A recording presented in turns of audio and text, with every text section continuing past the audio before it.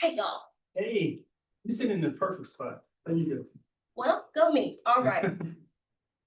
All righty. Good evening, everybody, and welcome to the University of Mississippi School of Law, whether it be in person or virtually.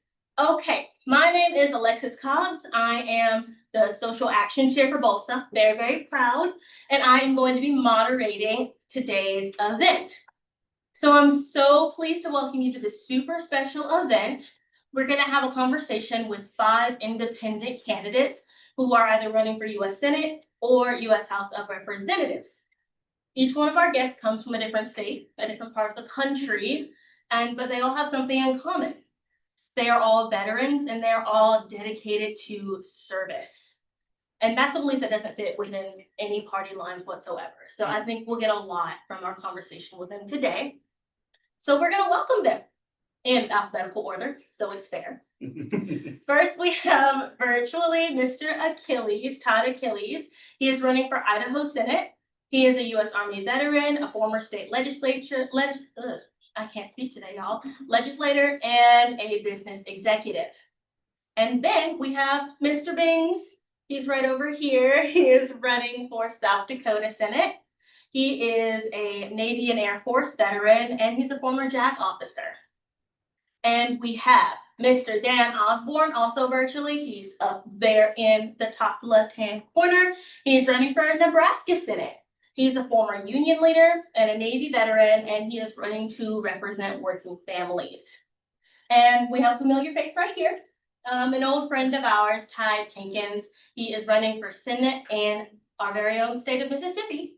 He's a son of the Mississippi Delta, as well as being a decorated Army veteran and an attorney. So he gets what we got going on here. I get you. And last but not least, we have a neighbor of ours. Mr. John Thorpe is from the state of Tennessee. He's running for the House in the 7th District. He is a U.S. Army veteran, and he's an advocate for transparency and citizen leadership. So, thanks. So me. Okay. We have a brief rundown of how today's program is going to go.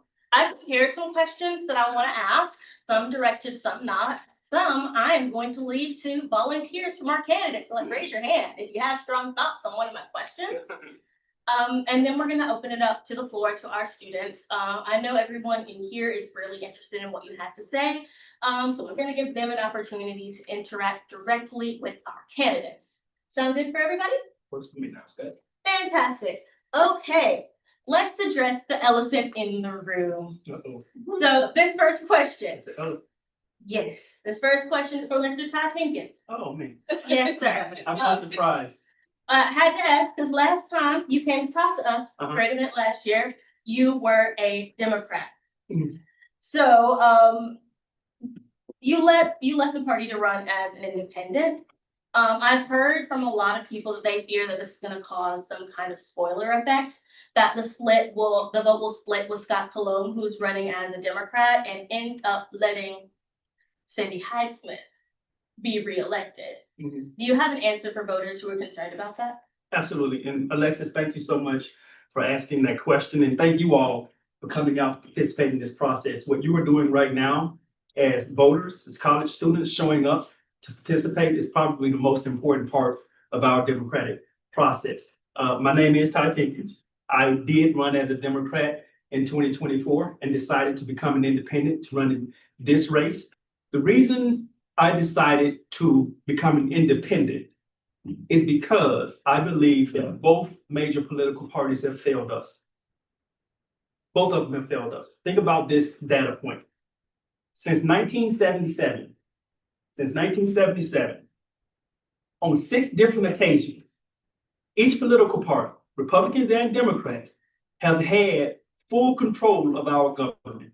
That means they've had a Republican or a Democrat in the White House, the House of Representatives, and the United States Senate at the same time since 1977. Jimmy Carter, Bill Clinton, George W. Bush, Barack Obama, Joe Biden, and now Donald Trump.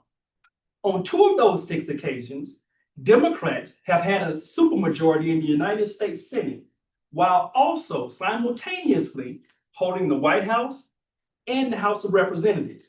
So we have to ask ourselves, if they have had total control of our government for 48 years, why are we still dealing with stuff like immigration reform? Why are we still dealing with stuff like comprehensive gun reform? Why are we still dealing with stuff like people not having access to quality, affordable health care? If both parties have had an opportunity for half a century on 6 different occasions to fix these issues. My opinion, and the reason I became an independent, is because I don't believe we move forward unless we have a group of independent candidates sitting in the United States Senate to hold both parties accountable, one, and to push the ball on these issues forward. Thank you for that. I know everybody was wondering. But that actually does tee up my next question, which is a question for everyone. It's kind of a two-part question, and I do want to get everyone's takes. So you're all running for Congress as an independent outside of the two-party system, as Mr. Pinkins warned. So first, can you tell us what motivated you to become an independent?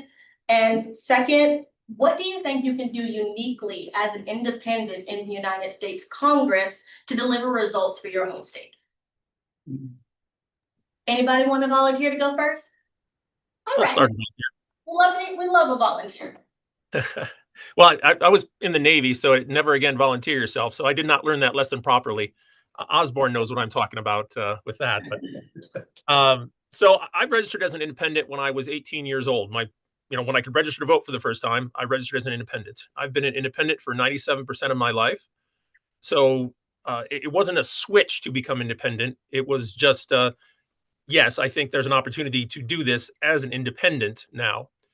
So the question of what can independents do that is different or better, and I will say better than what the party system has delivered, as Ty mentioned, the party system has brought us to where we are. The two-party system has produced the status quo.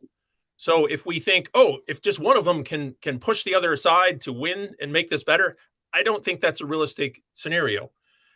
Independent means that you look for pragmatic solutions, what works, what doesn't, and you're not worried to, oh, the party says this is the answer, when it's clearly not the answer in many of these cases. So from my standpoint, if you can get just a handful of independents in the Senate, for example, or a little bit more than a handful in the House, but same concept, then they are and this is stuff that we've talked about before, they are the power center that if we can deny the majority to either party, then everything has to go through us if you want to do something. And we can drive the sorts of reforms that we need structurally that don't help one side or the other over each other, but just help the democratic system work the way it's supposed to work, the way it was envisioned to work by the founders. I think that's fair. Anybody else want to answer? I'll go ahead. I just want to basically mirror what Brian said too. I've been a registered independent from the time I could vote. I've never really bought into the two-party system, and thank you, Ty, for that history lesson. That was I didn't know that. It's pretty impressive, and I tend to lean to the fact that also less than 2% of our elected officials in both the House and Senate have been haven't come from the working class since the foundation of this country. And so it's supposed to be the framers intended it. You come from your farms, you come from your factories, you do a term or two, and then you get back out. But yeah, I think the two-party doom loop has put us where we're at. And as a student of history, George Washington was the very first independent and warned us of the two factions and where it could end up. And I think we're at the apex of that. So no, I don't think independents are going to be spoilers this year. I think, but to be effective, what Brian also said, we have to have a group of us, and that accountability that Ty was talking about also needs to be there, but it also needs to be on the corporate level as well. Every monopolies are embedded in every aspect of our lives and our government. And so that's something we're going to need independence to fight that. I don't take corporate money. because I don't want to be a part of the problem. We need to be a part of the solutions here. You know, I really appreciate you bringing up George Washington's farewell speech. I was thinking about that recently. There's a whole song about it in Hamilton, but we don't really seem to be listening to the words. Warning you against the two-party system. Anybody else have thoughts? Well, I'm not going to sing the Hamilton song, but you know, I think it's interesting. I actually served in the Idaho legislature as a Dem. There's 9 out of 70 seats were Democratic, so the Dems had 13% of the House. And so by definition, you have to be, you know, bipartisan to get anything done in that building. You know, and I think like Ty, like Brian and Dan, I mean, listen, the two-party system is just fundamentally broken. And having been inside the Democratic Party and even seen it from, you know, the lens in Idaho, just so many things that just, you know, ultimately they were, you know, kind of broke the camel's back for me. And I'll tell you, when I was campaigning in the last cycle, the number one thing I heard from folks, particularly when I was knocking on Republican doors, is, "Man, you're a better Republican than that crazy on the ballot." And I think that kind of informs what's the fundamental problem? Like, what is it to be a Republican now? I mean, particularly in a state like Idaho, you got 4 different versions of the Republican Party, and you got at least 2 different versions of what it means to be Democrat. And these are the things where the party labels are just fundamentally broken. And I think, given the state of the two-party system, I mean, listen, corruption is bipartisan, and you know, and it is. And the only way we're going to break this fundamentally corrupt system is to get enough independents in there to force the change, to deny a majority to either party, and drive the change that every American wants. You know. And everybody sees the corruption, and they're just tired of the finger pointing. That's fair. Things are kind of nasty out there a lot of the time. I just realized I didn't answer your question. I didn't ask it to you yet. But you asked me, you told me that there were voters who were concerned about me splitting the vote between Scott Cologne, since I'm running an independent. And I think that's a very important question that Mississippians are asking. Why I'm running as an independent, and how is it that I'm not going to split the vote that will send Cindy Hyde-Smith back to Washington, D.C.? That's what a lot of Mississippians are concerned about. And that's a valid question. Here's why the split the vote argument does not work in Mississippi. When is the last time a person running as a Democrat for United States Senate in Mississippi won? 1982. John Stennis. That was 43 years ago. Nearly half a century. Since 1982, there have been 15 United States Senate elections in the state of Mississippi. 15. Republicans have won 15. I'll give you one guess as to how many the Democratic candidate has won in that time frame. 0. So for over the last 43 years, the person running as a Democrat for United States Senate has won 0, gone 0 and 15. What makes us think that we're miraculously going to win on the 16th try? That's like betting on a football team 15 times over 15 seasons, and that football team lost, lost 15 straight seasons. And somehow the candidate that runs as a Democrat on the 16th season, which is the midterms next year, is going to win. And so when people ask me, what about splitting the vote? My question is, splitting what vote? Second place?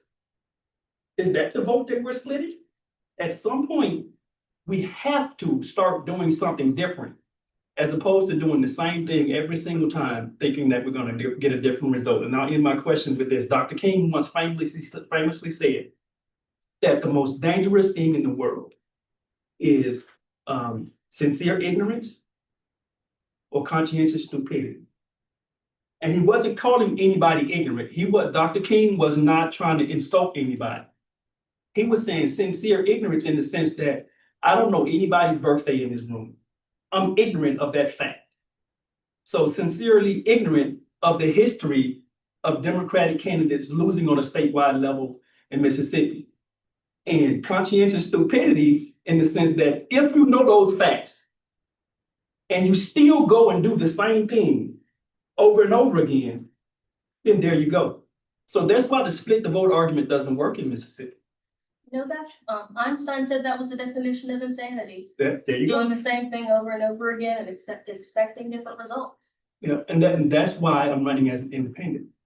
Because I think it's a waste of voters' time to continue to do the same thing and the same party with the same playbook every time, and they know that they're not gonna win. We have to put independent candidates on the ballot in order to be successful here in Mississippi. I think I would add only that, similar with these guys, why am I an independent? I have not voted since 2000. Not because I was apathetic or I didn't want to. I was involved in politics. In fact, when I was in the Army, I was voting assistance officer and I would get everybody else registered, but I never felt that it was the right thing to do to vote for the lesser of two evils. And that paradigm, you have to vote for one of these, and those are the only options you have, made me feel like my voice was irrelevant, didn't matter. And why bother going to do something if it's not going to change anything? Kind of like the Democrats, I suppose. And so I just had sort of watched on the side, waiting for somebody to step forward and do something, to be that candidate that I would be able to vote for, not only voting for him because I'm voting against someone else, which we're historically told to do. And early this year, when they had the continuing resolution, and it was literally Biden's spending bill, and all the Republicans, for whatever reason, voted for it when you'd think it would be the exact opposite if they were standing on principle. But because Trump wanted it, all of the Republicans except one, Thomas Massie out of Kentucky, voted against it. And what did he get in reward for standing on principles, trying to do what was best for the people in his state? He got threatened with primary. And so that told me that our system of government is set up to reward people who toe the line, who are merely yes men, and it punishes people for standing on principle. And that was when I decided that I had to be that person. Again, I could no longer just stand on the sidelines. I had to be someone who somebody could vote for. I had to be the person that if I was standing on the sidelines, if I was a voter, I would vote for that guy, looking at myself in the mirror. So hopefully that'll happen. And what can we do? Things like ranked choice voting. I think bring stuff back to the people, bring power back to the people. Oh. Well, speaking of bringing power back to the people, I know that a lot of people in this room really do want to get involved, but they don't really always know how. I think there's a balance that a lot of us, me in particular, is trying to strike between advocating and speaking out for what we believe in, and also not trying to harm future job prospects. Like, what if somebody in this room wanted to be in the judiciary? Does working on a campaign, does joining a lawsuit, does knocking on doors, does posting on the internet because you believe in something strongly? Do you have any advice for people in that position trying to make change, but also wanting to be able to put themselves in positions of power later? I'll take volunteers. Good one. I think know where you are and know what you want to do. Whatever you do, especially y'all's age, y'all are just starting out. I'm 51 years old. My children consider me an old man now. I'm always fighting back against that label, but they just point at me and laugh. But figure out where you are and what you want to do, but also understand that right now we are fighting over your future. We are literally fighting over your future right now. And somebody asked me, I knocked on the door the other day, and I know we'll talk about this at some point, what independents have to do in order to get put on the ballot, all the hurdles we have to go over. But I was knocking on the door, getting a petition signature to add my name to the ballot. And a young person asked me, what can this generation do to help improve things for the next generation? What can this generation do to improve things for the next generation? And it took me aback. And I said, okay. And I thought about that question. And I went home And I said, this is what I think the most important thing that this generation can do for your generation. Because we have partially failed you guys. Baby boomers, Generation X, which is my generation, and millennials, I think the most important thing we can do is to start shifting the focus from saying that I have to unabashedly and vote Democrat or vote Republican no matter what. Shifting from that stance to saying it's okay to vote for an independent. Because if we keep doing the same things over and over again, your future is going to look like it looks now, where you're called the sandwich generation, where you all are preparing to take care of your parents at the same time that you're trying to start a family. In a state like Mississippi, where both of them are hard, healthcare, getting a job that pays enough to make you want to stay in your state. So I think the most important thing that we can do, my generation, the generation before me, millennials, is start to divorce ourselves from the idea that we are stuck with these two bad choices when we have to create an independent lane in the Senate to protect your rights and to also push the ball forward on making sure that you have a better future. I appreciate that. Like, we realize that the battleground we're on now is going to decide our future, the kind of workforce that we enter, what we are going to have to deal with when we are trying to start families and have children and build our careers. So we do appreciate that you have all entered this fight, because a lot of it is on our behalf. Does anybody else have any advice? I would just suggest that everybody knows that the internet is forever. So it is. Do not engage if you're going to go into a professional situation somewhere, and at some point you want to keep your options open. Do not engage in stupid arguments online, because they're never going to go away ever. And it just takes a little bit of research, and somebody will dig it up 10, 20 years from now and go, oh, remember when you said that? You were an idiot. And then you go, yeah, I was an idiot because I should not have said that. So, feel free to go out and knock on doors, I think. And, it just shows that you're committed to something. You're committed to some ideals. And as long as you're committed to the right ideals, I don't think anybody can hold it against you unless you're trying to get involved in a political entity, which in theory, you would probably not have a 180-degree flip of what you believe in to go and get involved in a political entity that is diametrically opposed to what you support now. So feel free to be engaged. Just be conscious of the trail you're leaving behind online that will never go away. And I'm going to bounce off that because that was awesome. A lot of these candidates here have stated they were either, I think everybody was either a Democrat or nothing. I guess nobody likes a Republican. I voted for, sorry, I was the one Republican guy. We all change as human beings, and we learn and we explore.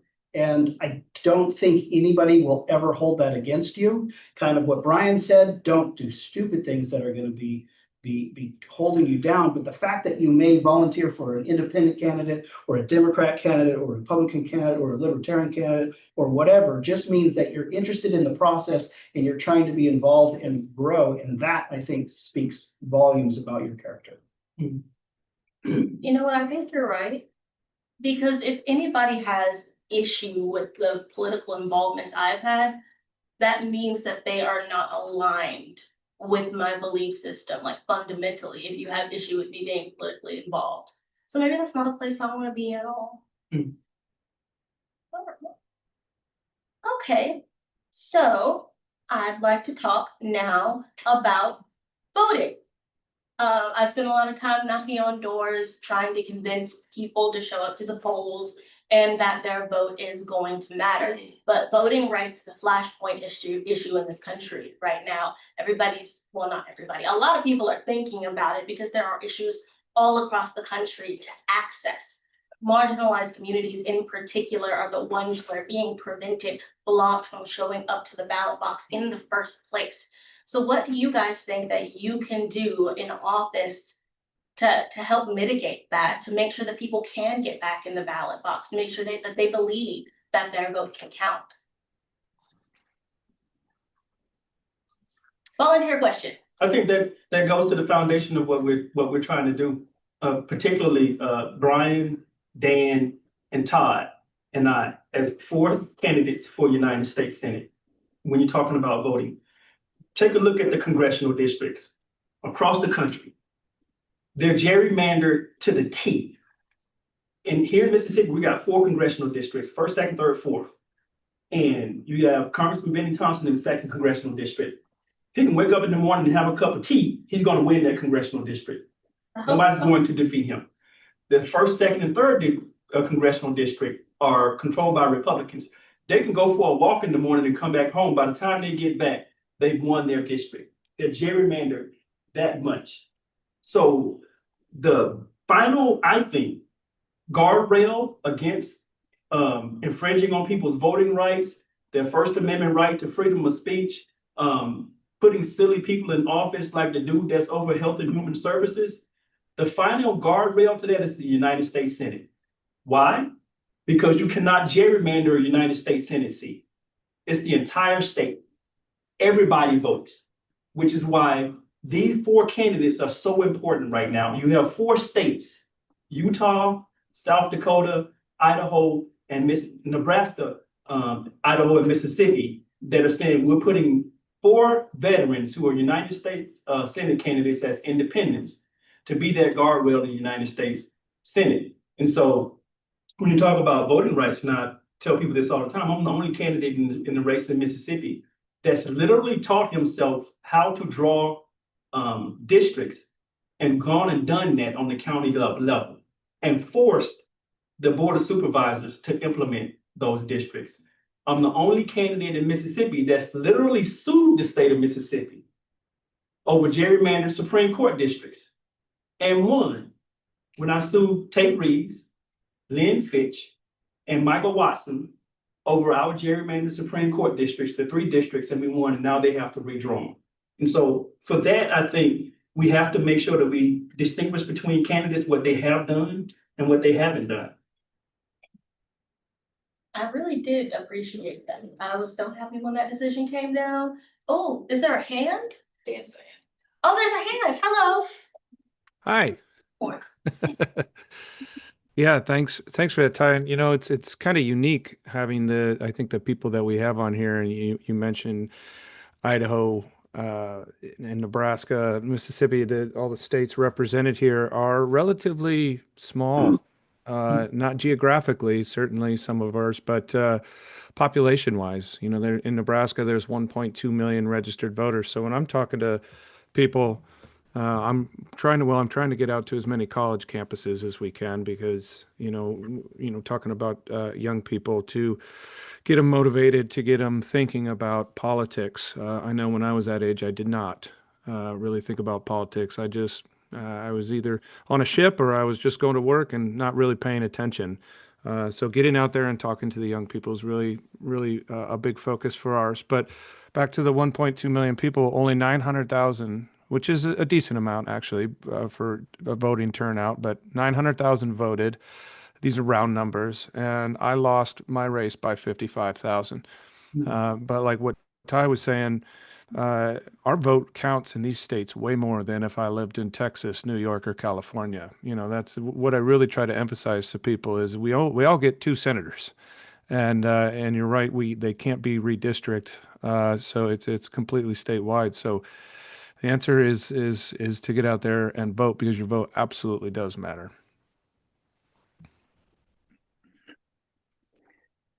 I might just add on to that, to both Dan and Ty. We had an open primaries ranked choice voting initiative in Idaho in the last cycle. I spent about 18 months on that. We had this bipartisan veterans group that was working in support of the initiative. And it was interesting. I mean, ultimately, we got our butt handed to us. It went down 70-30, in part because we didn't lean into the benefits of ranked choice voting. But the open primaries piece, everybody got. And Idaho closed its primaries in 2012. Prior to that, 70% of Idahoans were unaffiliated with the party. 70% was by far the highest in the country. Now it's down to about 30%. And I'll put my plug in here that the Democratic Party is 15% of registered voters. So the only spoiler in my election is the Dem. But moving back to voting, And I think it's super important that we get away from this gerrymandering. I mean, there's lots of proposals around there around like proportional representation, which just blows the whole gerrymandering model up. Um, and there's some interesting legislation too on open primaries. But I'll tell you, when we closed the primaries in Idaho in 2012, the legislature just shifted right because and this is the problem in all of our states. I mean, we got these small. There's only 1 million voters in Idaho. We get about 800,000 that turn out in a presidential year. It just takes a little bit of dark money sprinkled around the state, and you can swing a bunch of elections, low turnout elections that happen in a closed primary. And since then, the legislature has really got more and more extreme, and it doesn't represent Idaho at all. So that's what we're fighting it back, and that's why I think there's two parts. It's a functional voting system, to Ty's point, and then it's getting people to turn out because they feel like there's something to be gained from actually showing up. I think we all need that motivator. I can't tell you how many times I've spoken to a voter and asked them to go vote, to register to vote, and they're like, why? Right. What difference is it gonna make?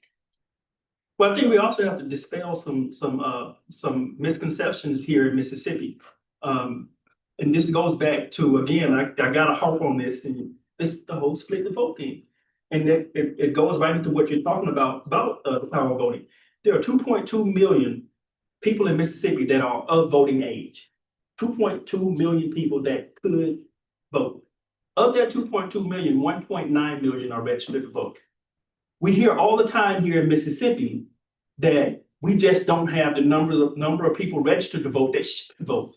That's 81% of the population here in Mississippi. And here's the fun fact that people don't know about this state. Mississippi is ranked number 5 in voter registration. Number 5 behind Washington, D.C., Washington State, I believe it is, Oregon, New Jersey, Mississippi. And so we're always told that we don't have enough people registered to vote. The second thing that they tell people in Mississippi, especially the African-American community, after a Democrat loses, they say not enough Black people went to the polls and voted. Every single time. That is not true. And this is another argument against the split the vote thing. In 2024, 68.9% of voters in Mississippi went to the polls and voted. The national average was 65.4%. Mississippi was ranked 21, more than half the states. So the split the vote argument doesn't work.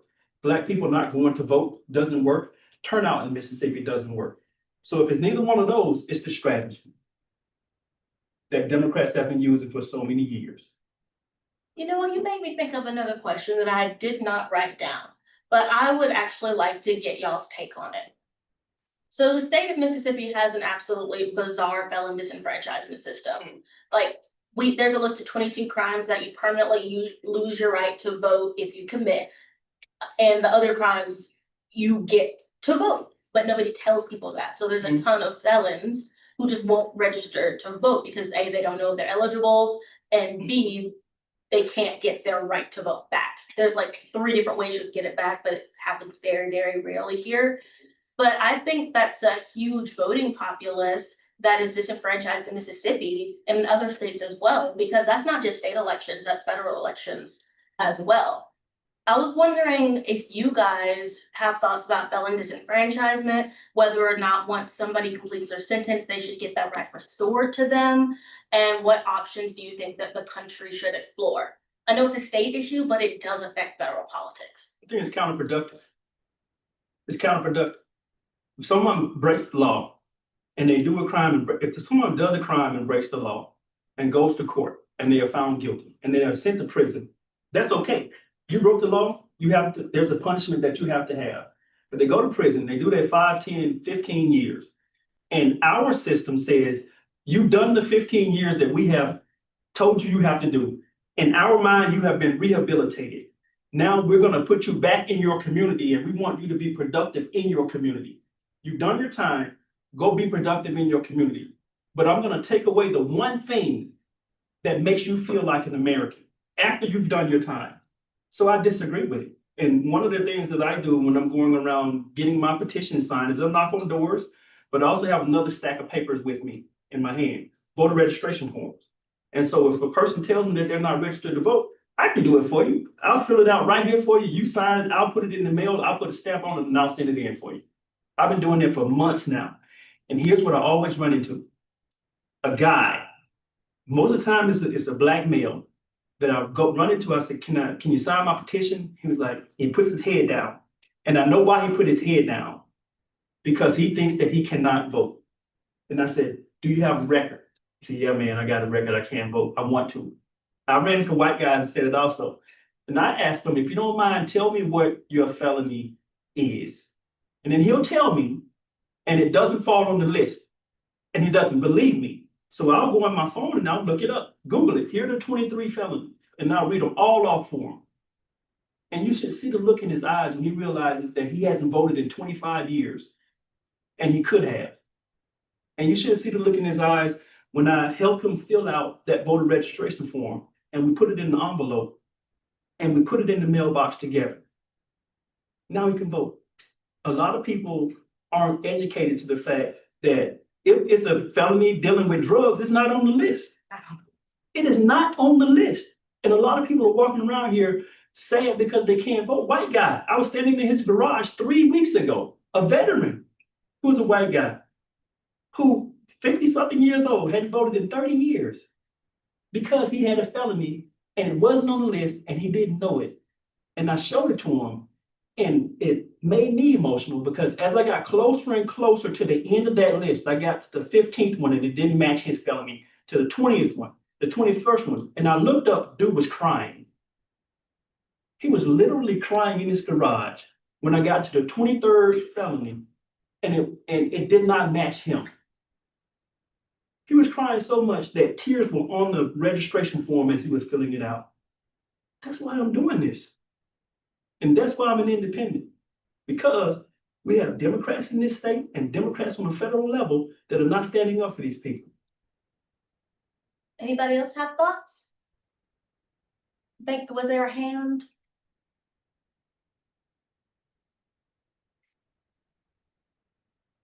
No hands on felon disenfranchisement? It's not really about voting. Good. I concur with it. I used to teach criminal justice. If you've served your time, you've served your time. You're a citizen. You've restored. You've done what you're supposed to do. So you should be able to participate in the government. Now, speaking of criminal justice, we are spending a lot of time in law school throughout clinics and our elective classes, learning about all the pitfalls in the issue and what is called the criminal justice system, but is really the criminal legal system. I want to know what you guys are passionate about changing. What do you think you can do to make the system easier for people going through it, more fair, more just? Because it's really hard to deny that there is a lot of injustice going on in our criminal legal system. Mm-hmm. I'll just quickly, Alexis, just make one comment here. I mean, one of the biggest challenges we have in Idaho is we over incarcerate. In fact, on a per capita basis, we incarcerate more women than any other state in the country. And what's interesting on that, and this was a topic in my last session in the legislature, is that it was the Dems and the far right that were most upset about what we were doing. And it was sort of the status quo conservatives that really didn't want to rock the boat on the system. And this, I think, speaks to how do we fix some of these endemic systemic issues? And it's by finding new allies and finding new partners and pushing against systems that are just fundamentally wrong. And I think that's what it takes to just, to address these criminal justice issues, but do it in a compassionate way.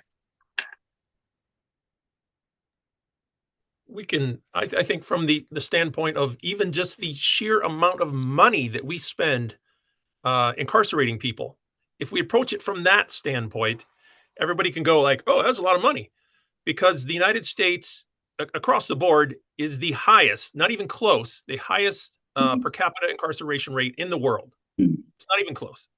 So we're spending untold billions of dollars nationally to incarcerate people. But from the standard pragmatic standpoint, the jails are also known, when we're teaching criminal justice, known as the new asylums. You know, we had a robust mental health system back in the mid 20th century, and we've kind of let that fall away. So now the folks that have mental health issues end up, the law enforcement responds and hauls them off to jail, and they get punished and everything. That doesn't do them any good. It doesn't do us any good. Certainly doesn't do society any good. So if we actually look at the people that are committing, you know, your run of the mill general crimes that get you arrested, and think, oh, maybe they have some issues that we could treat preemptively, as opposed to, let's just lock them up and call it good. I would suggest as well, there are alternatives to just locking people up and hoping that time away will fix them. There's restorative justice programs throughout the US. One of the most successful is in Colorado. They've been doing it for over 25 years, something like that.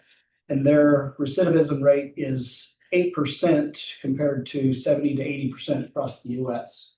So there's obviously something there. There are ways that you can prevent and correct the repeat offenders from just getting stuck in that cycle over and over. And it kind of goes back to the previous question about voting. It's not only how can you restore their voting rights, but all the other, once a convicted felon or just criminal, they don't have to be a felon, gets out, there's a stigma over them. And in some cases, there probably should be, at least for a while, until they prove to society as well that they've changed their ways. But at some point, I think whether that needs to be an expungement of their record or something, so they can return to normal society and be a productive member and go back to just being a normal citizen and not have, you know, we all make mistakes.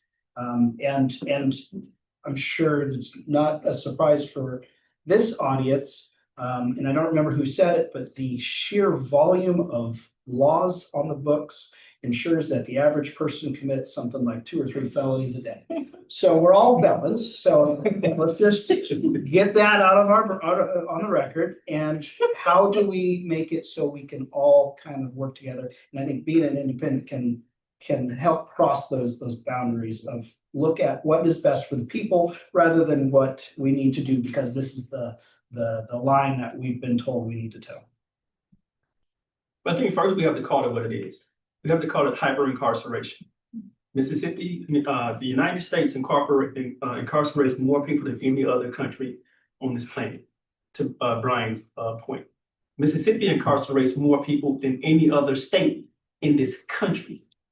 And we're a small state. Percentage-wise, we incarcerate more people than any other state in this country. And most of those people are for low-level criminal offenses, having access to marijuana, which a lot of states have decriminalized.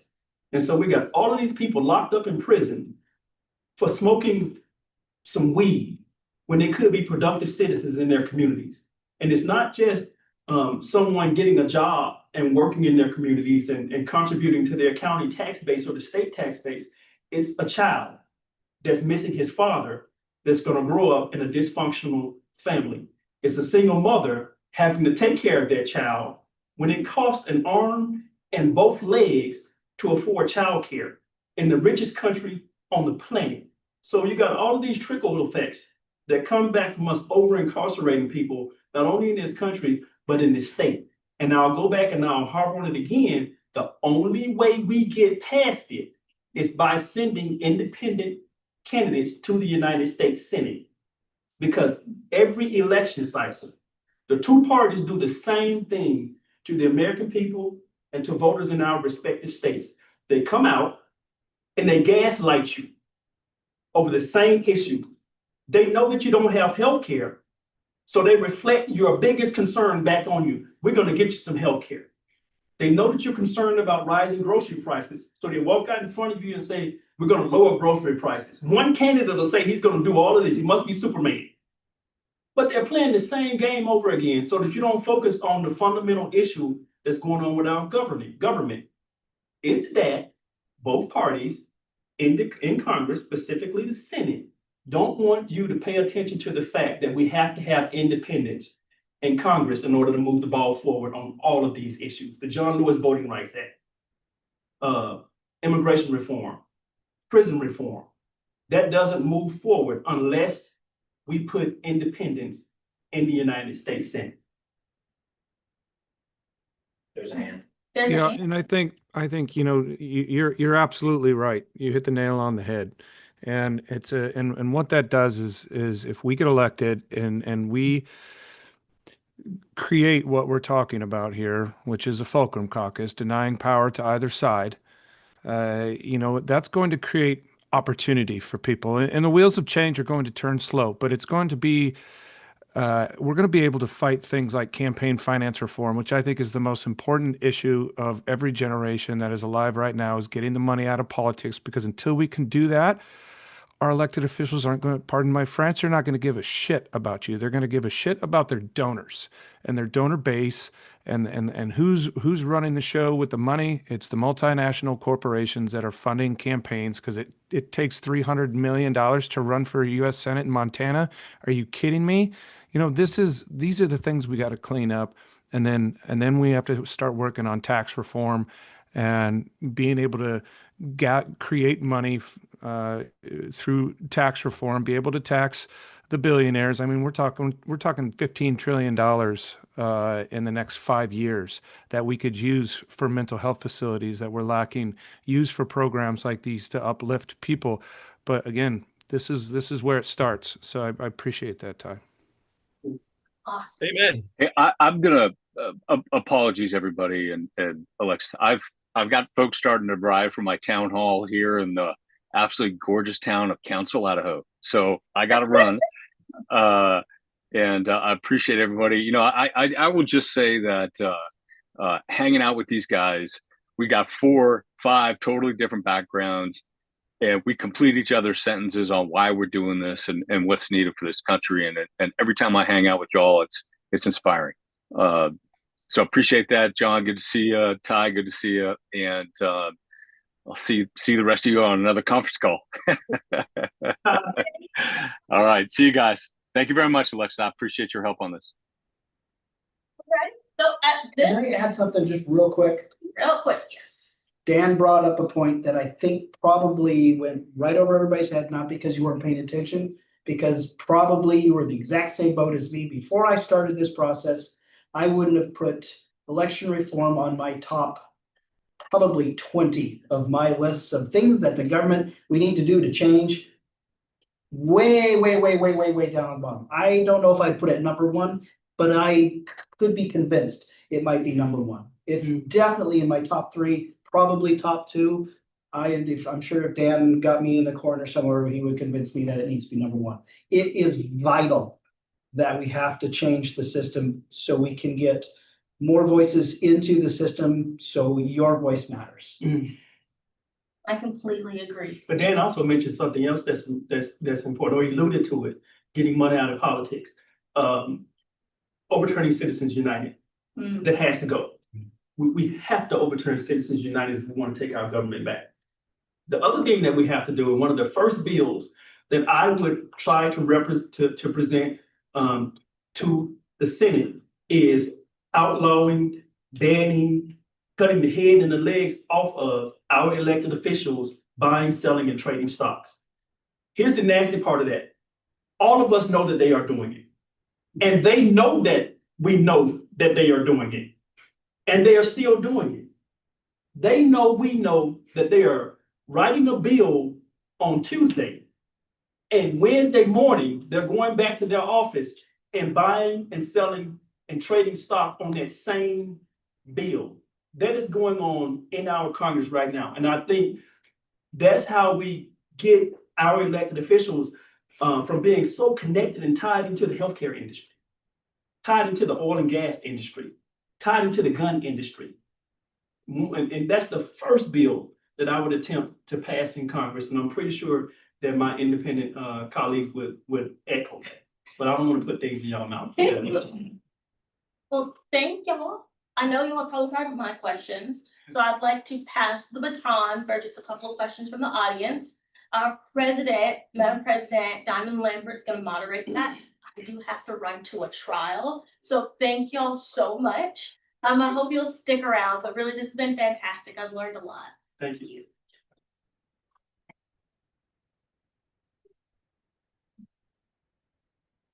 Thank you. So we're gonna open the floor up for any student questions at this time.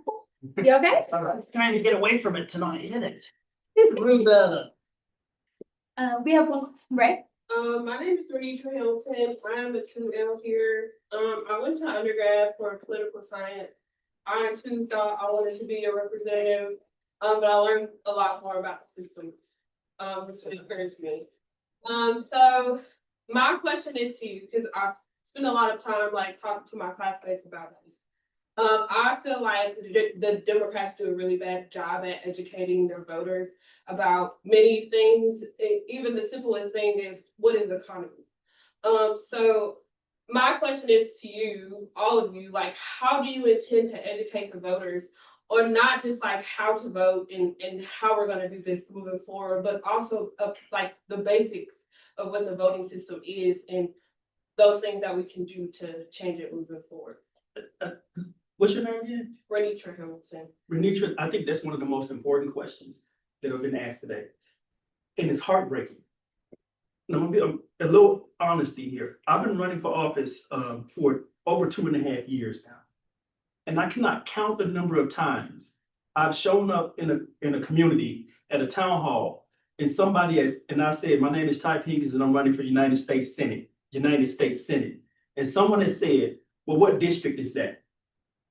And here's the other heartbreaking part of that. Elected officials have asked me that question here in Mississippi.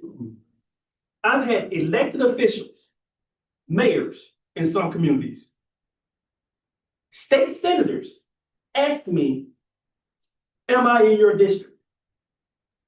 That's dangerous. And so what I do is I try to educate people when I come in, like the history lesson I gave y'all throughout this thing. That's my attempt to try to educate community members on what we have, whether that be congressional districts, and telling people you can't gerrymander a United States Senate seat because it's statewide, or explaining people the historical data behind voting Democrat in Mississippi, educating people, and then people feel more comfortable because now they have something that they can hold on to. Okay, now I understand where the conversation is going, and now I can make an informed decision. And I agree with you that the Democratic Party does an abysmal, awful job of educating voters about what the system is and how they can play a part in it. And anyone else next? I would say it's just, the in-depth conversations. You can't, it's something that you can't just do in passing. It probably isn't something that's very useful or easily done in a large, like a town hall or something.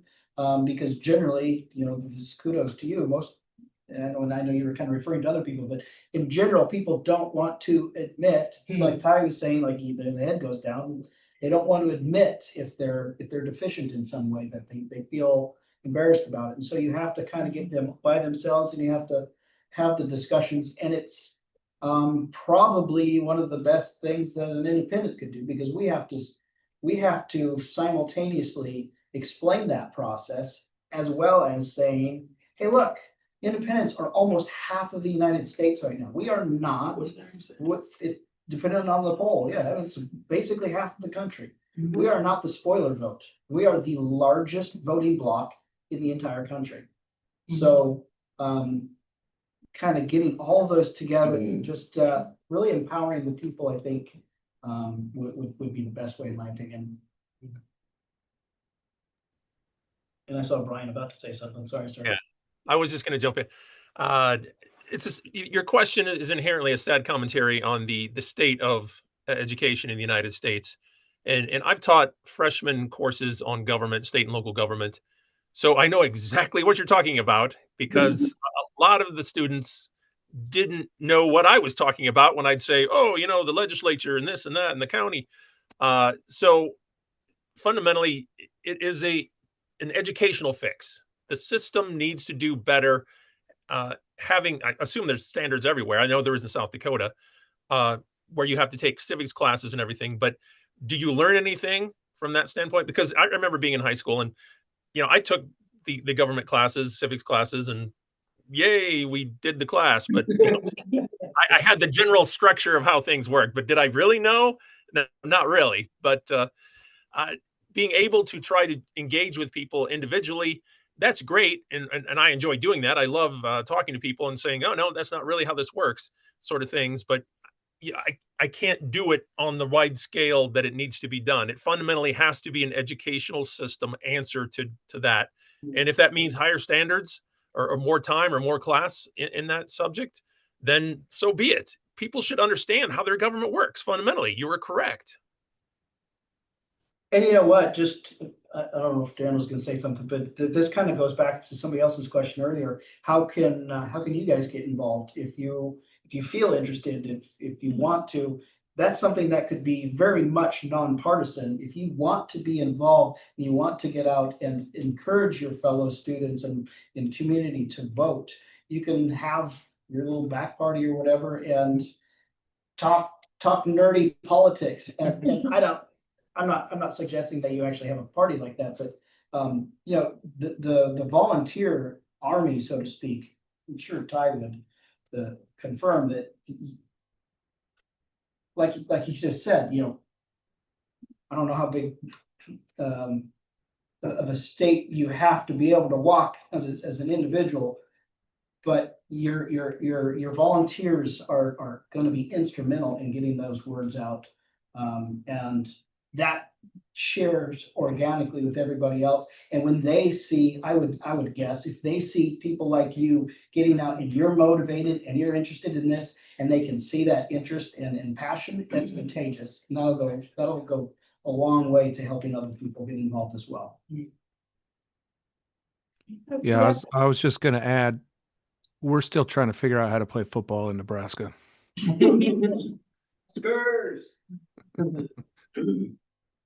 And then Jamie.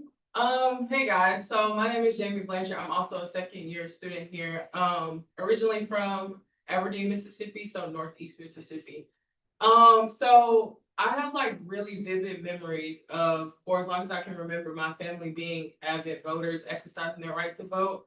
I also have memories of my grandma specifically calling every time there's an election, and she say, "Hey, did y'all get out to vote?" And her second question will always be, "Did y'all vote all Democrat?" So touching on Mr. Pinkins, your comment, I hate to circle back to splitting the vote, but what has been the hardest part of reaching those voters who have never considered voting independent or outside of their parties? And also, like, what strategies have y'all had in like reaching those people, communicating with those people? For me, the hardest part about communicating that message, or my message of, hey, we have to stop voting as a block for one party. I'm not saying vote Republican. I'm not saying that.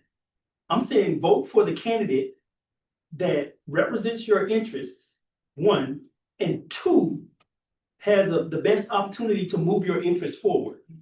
Because multiple people can represent your interests. Take one of my opponents, for example, Scott Colon.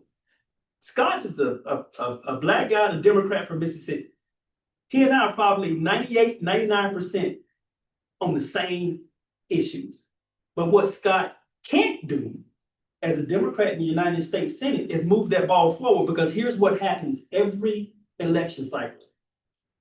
Democrats win their seats and they go to Congress. Republicans win their seats and they go to Congress.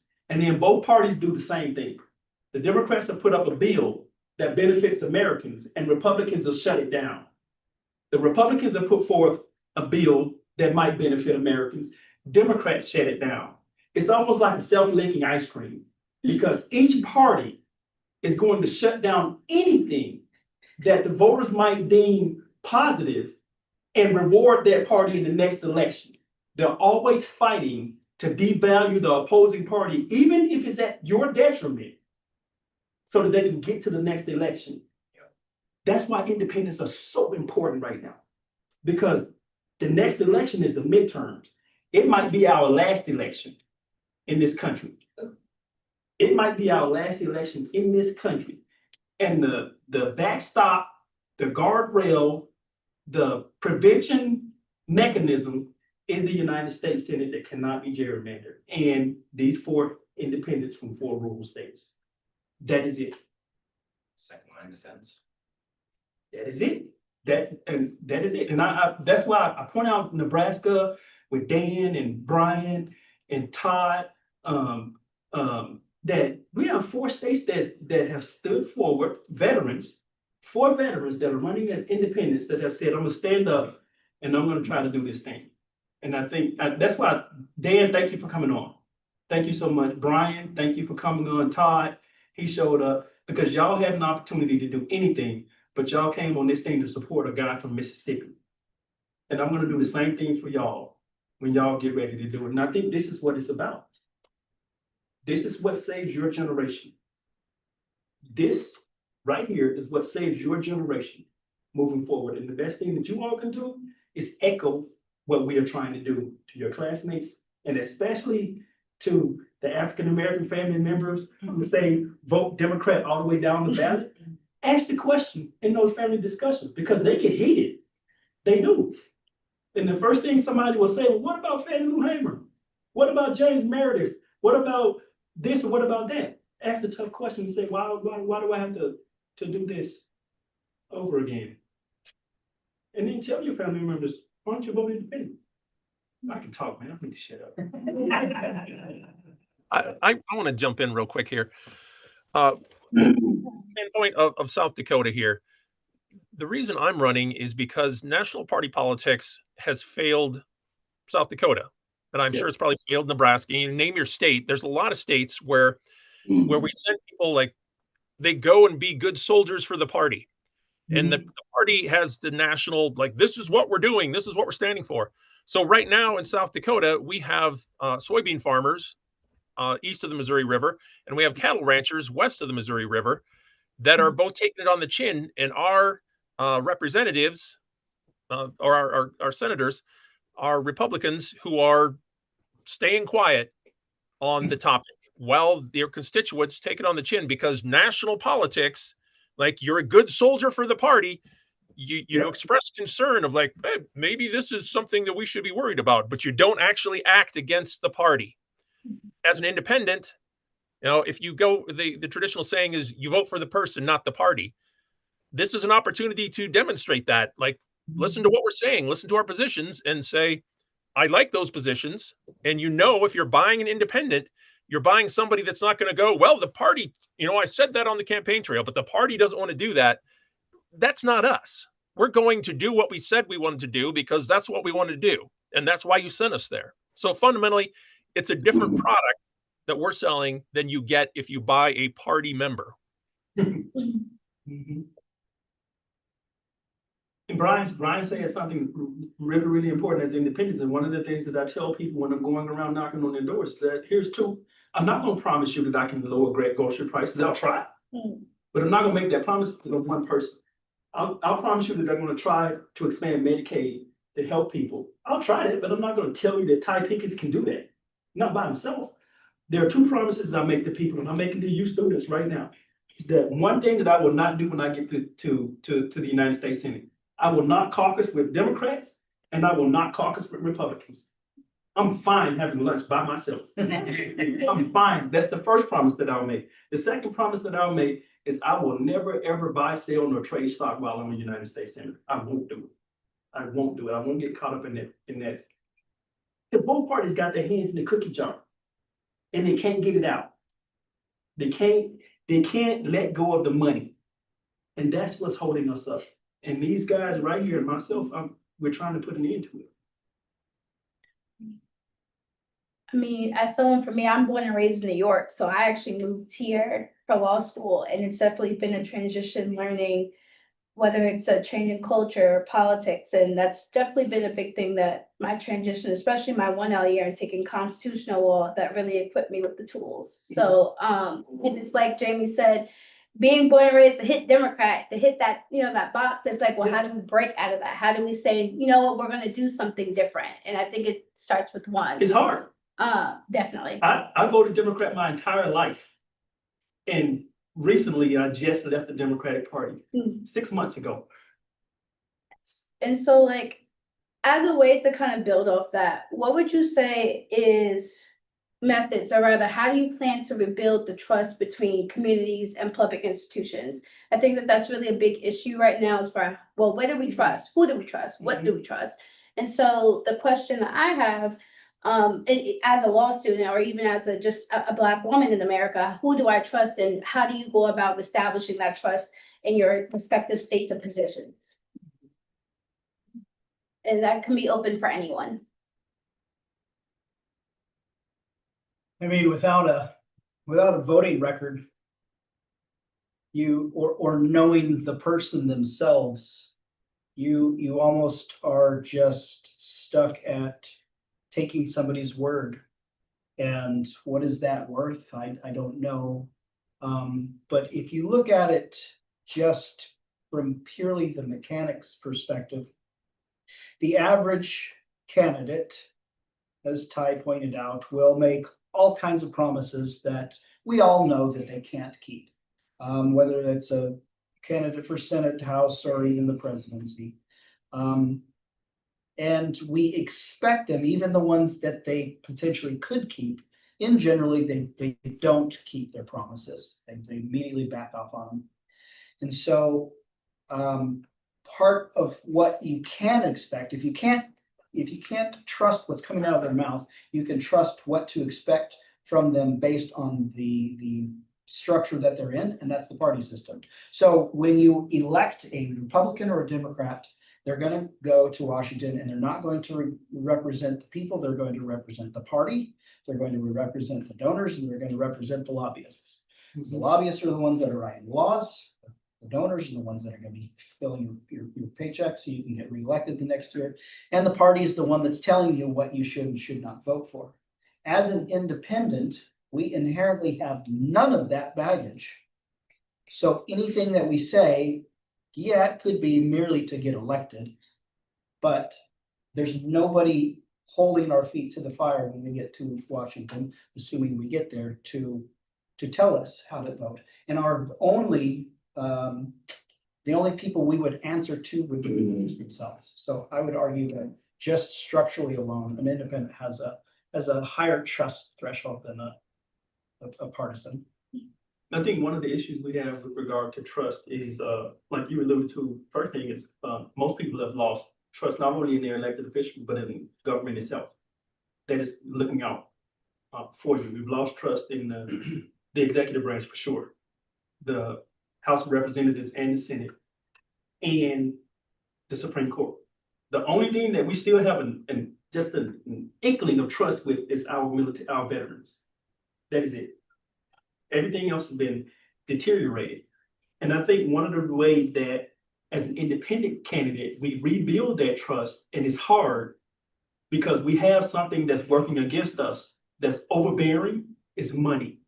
Where you have the Democrat will raise millions and millions of dollars from organizations like APAC, the oil and gas industry, the healthcare industry. Republicans, same thing, APAC, oil and gas industry, health industry. They have all of this money that they can use to create an image of a candidate on television and make you believe, oh, that's a fancy looking guy with a funny commercial, a funny TikTok ad or something. He's saying exactly what I want, and he's dancing. Look at that. They've got your attention. An independent candidate usually doesn't have those resources. So we have to go back and do it the old school way, knocking on your door and saying, hey, Madam President, my name is Ty Pickens and I'm running for United States Senate. I knocked on the door in a place called Pantherburn, Mississippi last Tuesday. And a young lady in her early 30s came to the door. And I said, ma'am, my name is Ty Pickens and I'm running for United States. Pantherburn has 118 people in it. I'm running for United States Senate. And could you please sign my petition because I'm an independent, I gotta get these signatures. She said, come on in. And she says, that's my son. His name is, what was his name? Started with an L, loyalty or something. 3 years old. And he went into the house and he plopped down in the middle of the floor. He had some little trucks and stuff that he was playing with. And his mom was signing my petition. And he said, "You want to play with me?" And I'm in my suit and everything. I said, "Absolutely." And I plopped down on the floor with him. And we started playing with the trucks. And he said, "Well, that truck over there doesn't work. The engine's gone in." And I said, "Okay." And I said, asked him what color his truck was, and I asked him what he was hauling in his truck. He said, "Some cows." And I said, where are you taking the cows to?" He said, "I'm taking the cows to a farm." And I said, "What the cows gonna do on the farm?" He said, "They're gonna play." My whole point is, I gained the trust of that child by sitting there and listening to him. As independents, we gain the trust of voters by listening to them, by talking to them face to face. And the thing that we're running up against is Democrats and Republicans who are fully funded with millions of dollars from these special interests that can create an imagination of trust for you guys. So build trust by knocking on doors and doing it the whole way. That's what I'm doing. And showing up in group settings like this.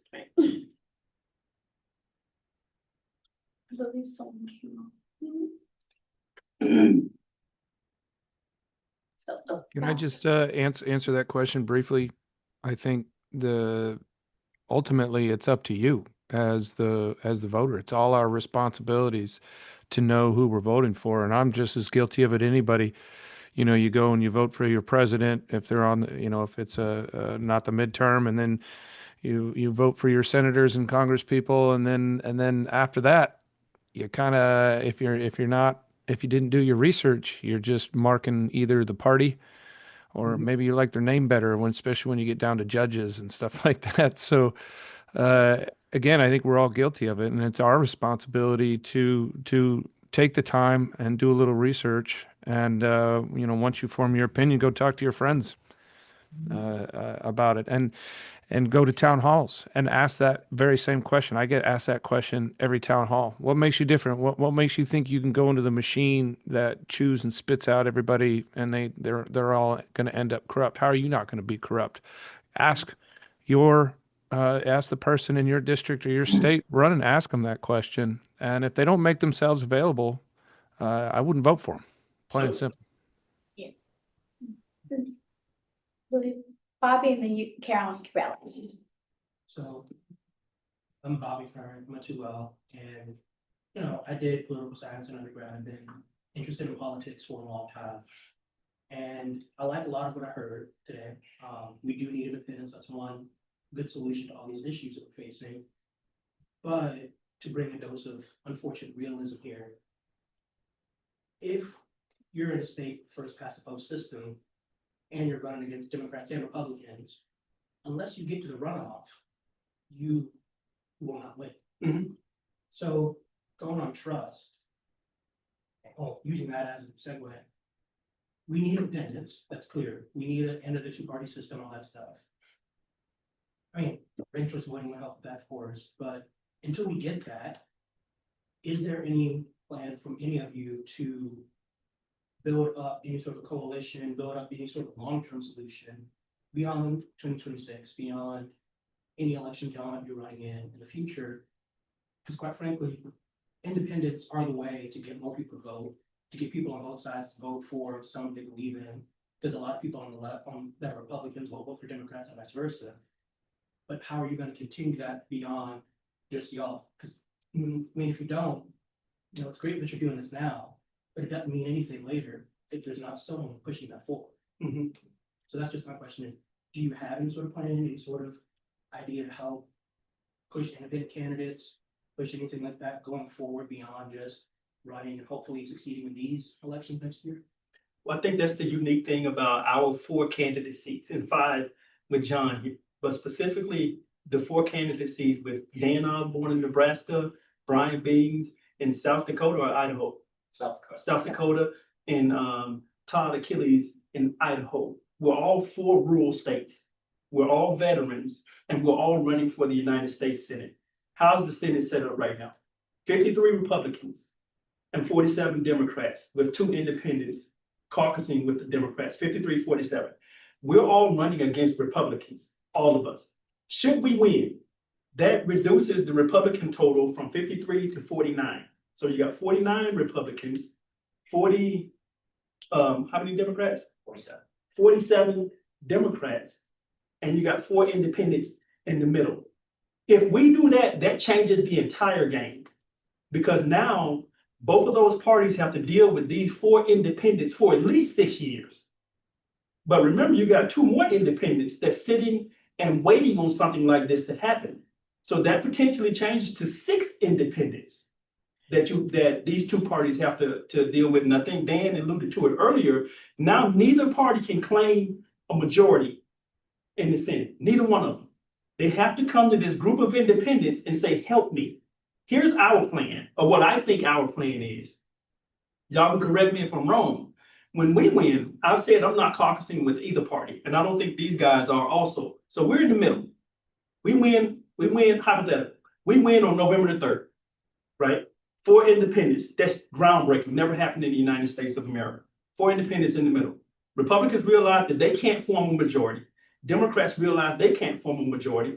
Oh, wait, we already got a document for you that says that whoever agrees to these specific rules will help you become a majority. Now, it's not free.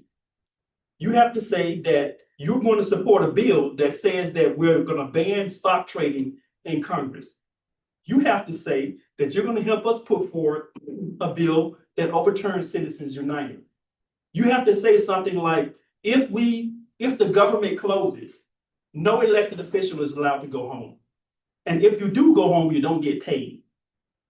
But in forming that group and bringing in 2 more independents, now we encourage other people to run for office as independents.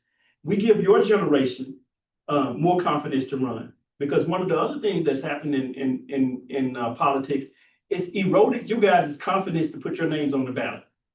Because you feel like you're going to get beat down. You feel like the race is not fair. You feel like, why is it worth my time to spend a year running for office when I'm trying to build a family and I'm gonna lose anyway because the odds are stacked against me? So I think that's what we're doing. We're trying to create this, I like to call it the independent conference. That's my word. They haven't adopted it yet because they don't want to listen to me. But I call it the independent conference. On January of 2027, the 2 parties in Congress are going to do 2 things. They're going to pass a resolution that'll last for 2 years, that entire Congress. And then they're going to pass some rules. In those rules, it's going to say that there's a Democratic conference and that there's a Republican conference. When we win, we can demand that they also establish an independent conference. And once you put it in there, and we do the things that we plan on doing, the American people, I think, will see it and say, we want some more of that. I'll just, well, Dan, you want to go? Go ahead. I was just going to say briefly, there's a lot of people working in the independent space. So I think to answer your question directly, it's organization.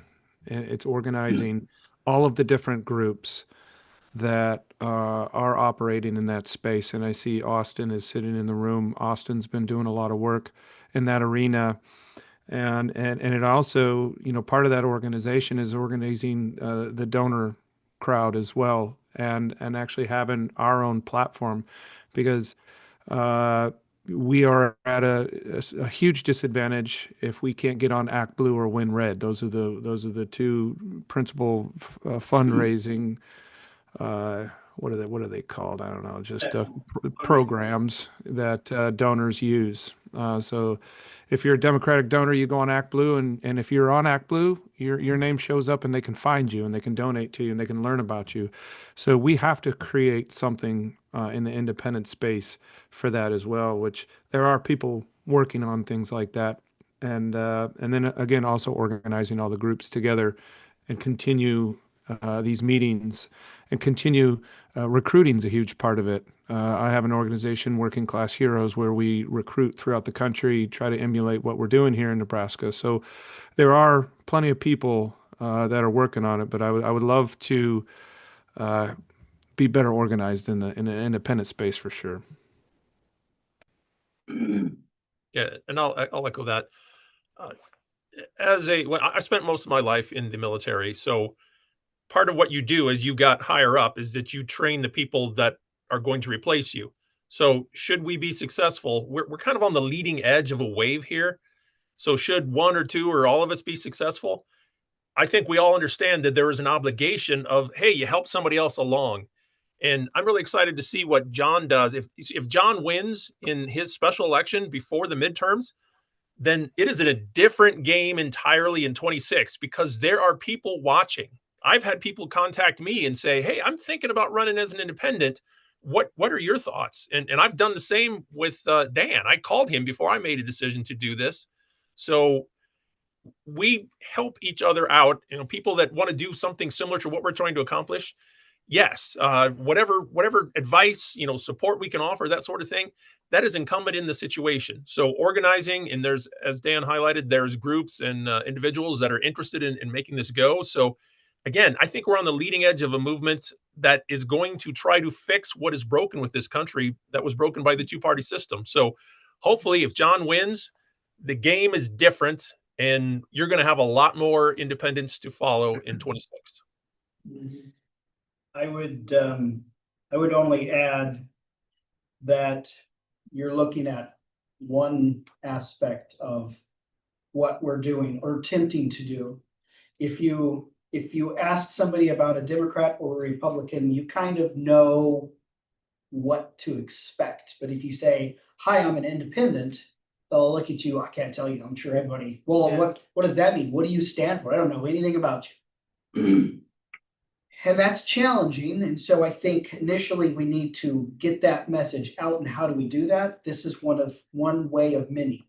The idea behind this was to show solidarity without necessary uniformity. I'm probably on the outskirts politically versus these guys, but we all have the same goal of disrupting the duopoly, the uniparty, whatever you want to call it, to get more power into the hands of you guys and fewer opportunities for the entrenched elites to just dig their heels in and keep us out. And so there's going to be another one in November among a bunch of House candidates. And so there's all these other organizations that are out there. And so the idea is to have some sort of base where you can point to say, "Oh yeah, I'm not voting for that guy because he's not even in my state, but I've heard of him and he's supporting this guy that is running in my state." So we begin to sort of have not necessarily a national coalition, but certainly something that can show support and help each other out with all of this. And if I can just paint a little bit as well, talking about the longevity, what comes after this? The hypothesis is 2026 is a referendum on the system. You get some of these guys elected in the system, it shatters the glass ceiling of what's possible in political innovation. There hasn't been political innovation in America in such a long time. That's 2026. If that happens, now there's this flood and this new spirit of innovation. You can go after state legislature. You can go after these supermajorities, start getting independence, because right now there's no pressure valve release. You don't want to be a Democrat anymore. You don't want to be a Republican anymore. There are no options. How do you get people with no options to choose something different? It's very hard. Give them that alternative option, and you can go after state leg in 28. Build on that momentum for 2030. Now we're fighting gerrymandering across the country. You get enough independence to break up these supermajorities and state ledges, you could really tackle that problem. 2030 then becomes the decade of political innovation in America, and that could change the trajectory of everyone in this room's, pathway for prosperity, wealth, affordability in this country. But the stagnation of the system doesn't allow it. And that's the big aspirational goal is this is a referendum on the system. Are they going to have all of the best ideas? No, but nobody does. No Democrat does, no Republican does. But this offers a compromise to that pathway, an opportunity to actually push that needle, like Ty's been saying, kind of push the ball forward. And that's kind of where the plan kind of sets in. It's do a little bit now to break the floodgates to do more in 28 and more towards 2030. Thank you so much. I think I have one. So yes, so we'll have Caroline, then Ray, you can be our last question as well. Okay, hey guys.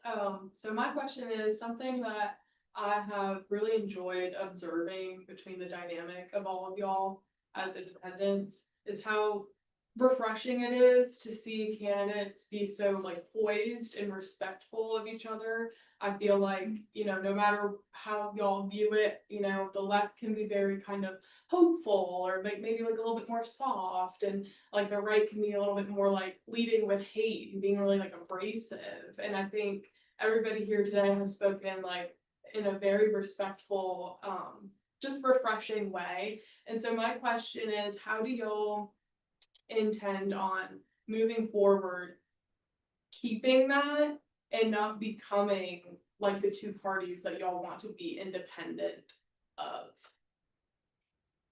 I think the two ends of the spectrum that you just mentioned, the hope end and the gas and the really aggressive end, those are those two gaslighting things that the parties use every 4 years.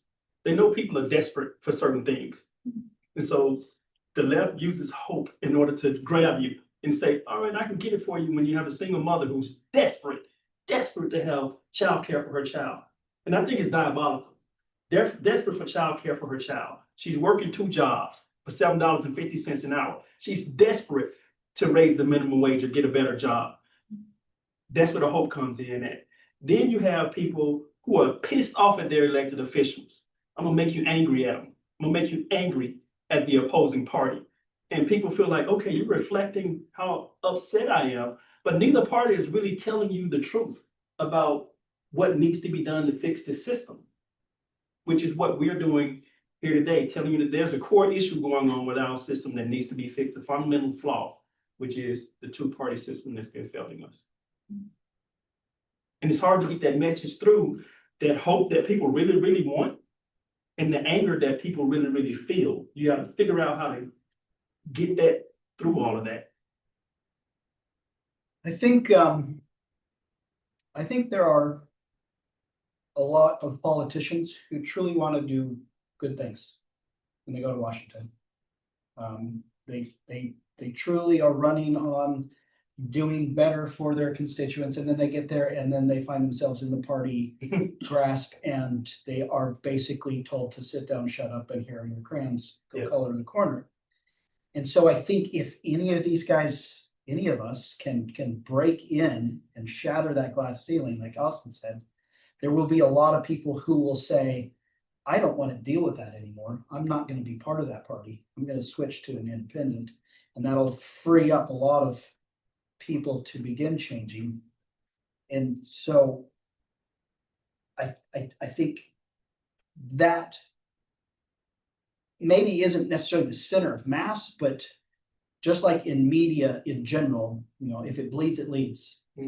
I think sometimes just the nature of politics, we get shown only the extremes because they have to somehow differentiate themselves from their opponents. And so we laser focus on those ideals that are just on the fringes, and then we just gloss over all the things in the middle. And so as soon as we can sort of shatter that notion, I think a lot of people there probably are generally open to the idea of cooperation. You mentioned earlier, 49% of the country are not affiliated with either party. 49% of this country are independent of either party. People don't know that. 25% of the country considers themselves Republicans. 23% of the country consider themselves Democrats. Most of the people in this country are independents. They're just looking for candidates, a place that they can call home. And I think that is why this is so important right now.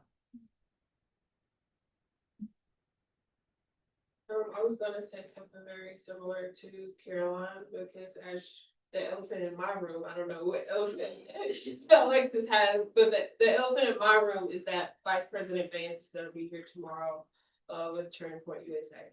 I think in my mind, more importantly is like, I think for me now, I'm kind of like in this place of how can I help any of you start to moderate and cultivate conversations with the other side that's not a spew of hate. Because I don't like to say I'm a Democrat or Republican either, because I think I have conservative views, and I think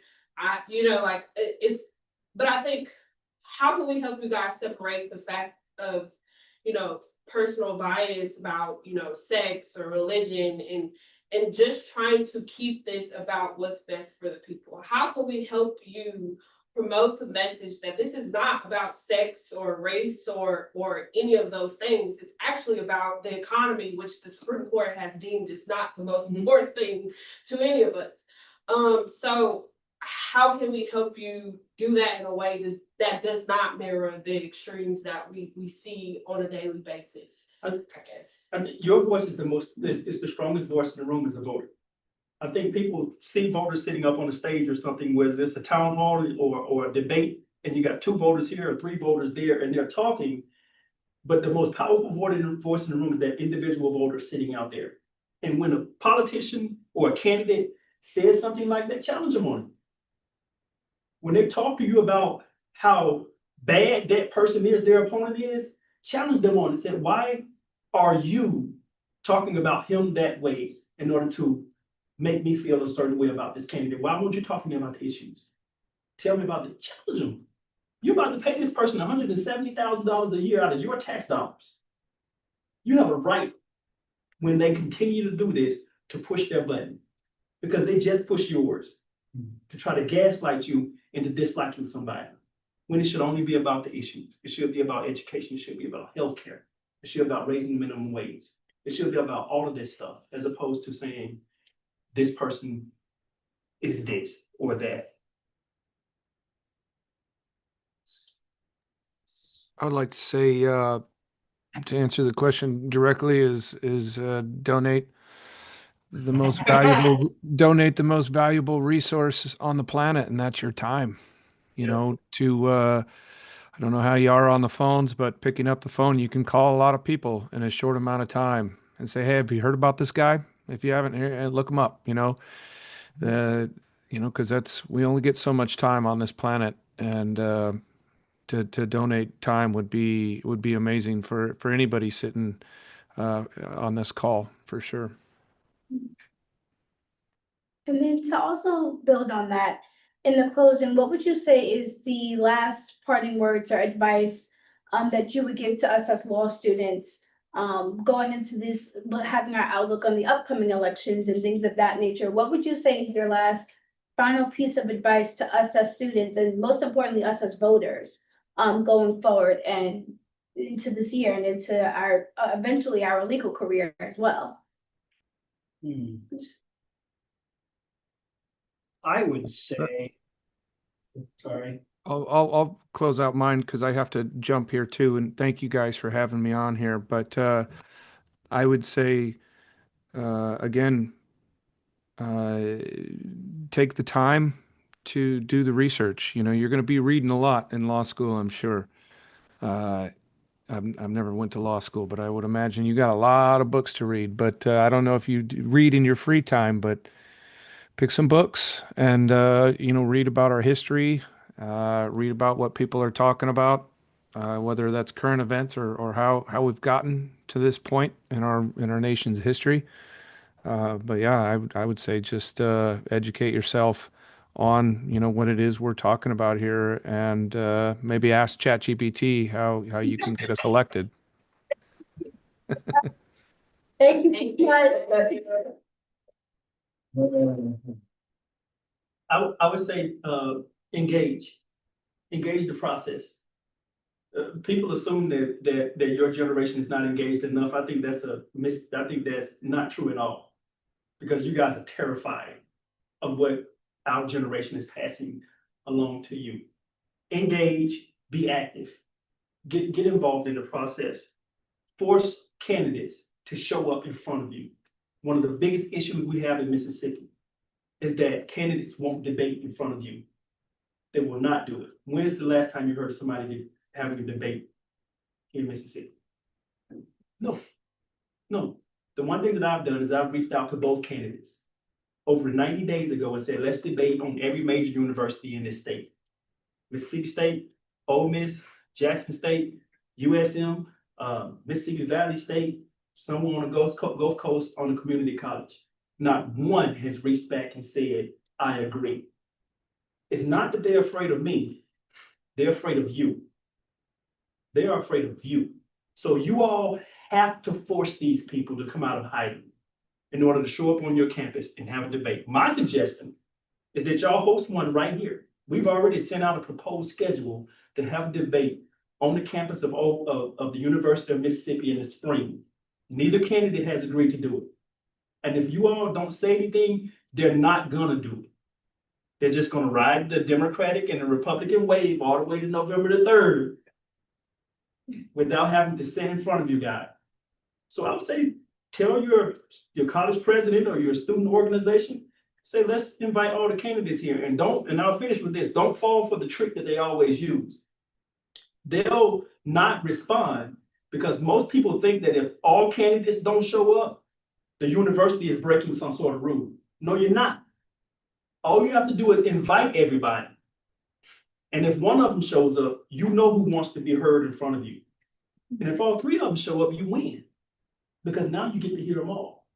So that's what I challenge you guys to do that, to force a debate on the campus of Ole Miss. I promise you my right leg, that if I have to hop, I will be here. That's my challenge to you. As a matter of fact, somebody said, what do you challenge us to do? That's my challenge. Force a debate here on Ole Miss's campus. Do it. In the spring, after the primaries. Do it. I'm gonna echo that as well. We just had one of our events canceled because there was a group called the Independent Center. That's a group that forms in the independent movement. And they asked both the candidates to go debate John, but it's not in their best interest to have you hear this argument. Because they would have to defend the legitimacy of their system. Yep. And that is very hard to do right now. Yep. Getting someone on the stage and saying, tell me how Democrats and Republicans have been solving problems over the last 40 years. That's a very difficult problem for them to answer. So I echo Todd. You guys here, force your representatives, force your candidates to defend their position because it is indefensible right now. And I want to point somebody out. I love Ole Miss, I do. And one of y'all's classmates, Caroline, is on my campaign. She's been helping me. She's been doing work. This lady is absolutely awesome. If y'all want to coordinate with somebody to host a debate here, contact her. Contact her. Imagine Ole Miss being the center of a debate between three candidates in the midterm elections.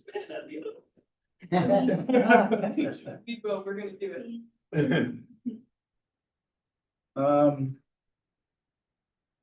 I must have misunderstood the question. Always. What would you say, like, one of your last, like, advice for us as law students or voting, or anything that you would like to have for your last? Okay, no, I guess I didn't tell you, just went off topic. I would suggest, how do I put this? Have you heard fake it till you make it? Mhm. That is applicable in every industry I have ever dabbled in. I've been in healthcare, I've been in aviation, I've been in military, I'm now working in politics, and everybody that is, we tend to put people up on a pedestal and we say, oh my gosh, they know everything. These judges, they know everything. I'm probably committing some sort of sin of the law school, but I would say, don't put too much credit in the so-called experts. Thanks, Brian. Is he out? Yeah. Bye, Brian. Thank you so much. Don't put too much credit in them. They're humans. They fail. They don't know everything. They're not ChatGPT as Dan said. And so challenging, like Ty said. If you think that something they say doesn't make sense, challenge it. Say, I don't, and even if you don't think you know the answer, you just don't understand it. If they can't explain it in a way that makes sense to you, they probably don't understand it either. So yes. Always be open to new ideas and challenge. Thank you, guys. I Bless you. appreciate y'all. Thank y'all so much for being here. Thank you to all of our panelists, and thank you for all the students that came out tonight. Just thank you all for being here. I hope you get to have a great night. Get home safe. Thank you all. Yeah.